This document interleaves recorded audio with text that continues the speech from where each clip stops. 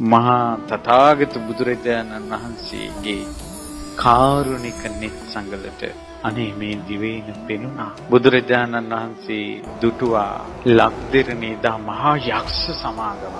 ওই චිත්‍රවල තියෙන යක්කු පළවා හරින්න දුම්මල ටිකකටත් පුළුවන්. එහෙම නෙවෙයි. අතිශයින් භයානකයි. මිනිස්සෙක් යකෙක් දැක්කොත් එහෙම සිහි විකල් වෙනවා. මිනිස්සු මෙහෙම අතට අරගෙන මිරිකලා ජුස බොන්න පුළුවන්. ඒ යක්ෂයන් පිම්බොත් මහා සුලි කොනාටු හට ගන්නවා. මේ මහා බලවත් යක්කු කොමෙද්දි පුංචි පුංචි යක්කු ටික තැන් තැන් වල හැංගුණා. මේ පැත්ත පලාතේ නැහැ.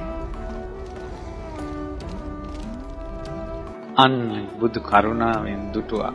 එදා හවස් කාලේ සියලු දෙනා එකතු වෙච්ච වෙලාවේ භාග්‍යවතුන් වහන්සේ ඉස්ලාම වැස්සක් එන්නේරියා. මහා වරුසාවක්, හද්දා වරුසාවක්. කොහෙන් එනවදෝ සිතාගත නොහැකි වරුසාවක්. තැන් තැන් වලින් මහා ජලය ගලාගෙන යන වරුසාවක්. ඒත් වටපිට බැලුවා. ඒත් ඇති ගන්නෑ මොන්. හැබැයි ඒ ඇත්තන්ට තිබ්බා යමක්. ඒ තමයි මේ වරුසා මේ අහසේ වලාකුළු කටින් පිඹලා යවන්න පුළුවන් ඒ යක්කොන්ට. උන්ට පිඹින්ද වලාකුලක් පේන්නේ නැහැ. ඒත් වැස්ස වහිනවා.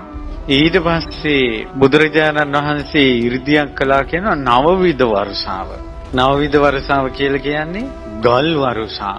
අහසින් ගල් එනවා මේ හිස ළඟින් යනවා වැදෙන්නේ නැහැ. හිස ළඟින් යනවා. ඊතල වර්ෂා. මේ එනවා.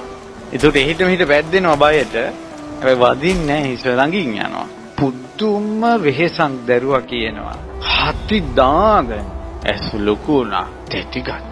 අධික සීතල දැනෙන්න ගත්තා. එතනින්ම මහා අන්ධකාරයක් පැතිරිලා ගියා. එදා ඒ රෞද්‍ර බව දෙවෙනි උනේ මාර පරාජයට.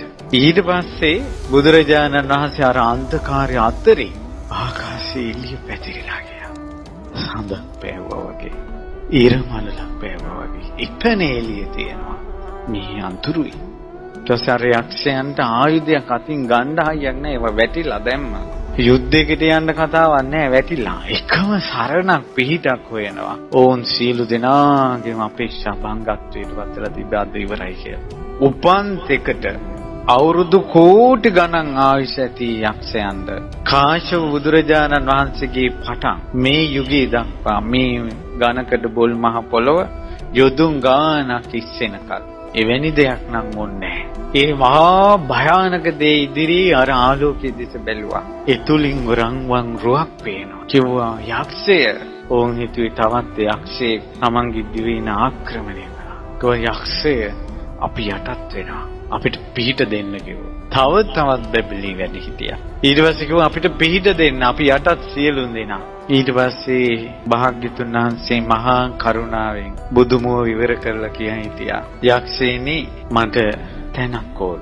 පත්කඩේලා ගන්න. මට ඉඳ ගන්න තැනක් ඕන. අපි මේ මර බියෙන් අපිව මේ බේරන්න මේ දිවයිනම ගන්න කිව්වා. නෑ පත්කඩේලා ගන්න තැනක්. වාඩි ගන්න තැනක්. නෑ මේ දිවයිනම ගන්න කිව්වා. ඒ යක්කුන්ගේ කටින්ම තුන් පාරක් මේ දිවයින දුන්නා. ඊට පස්සේ කිව්වා නෑ දැන් මම මේ අඳුර දුරු කළොත් ආය ඔබ මට එරෙහි වෙයි. ඊට පස්සේ කිව්වා නෑ අපි සපත කරනවා. අපි සපත කරනවා ස්වාමීනි.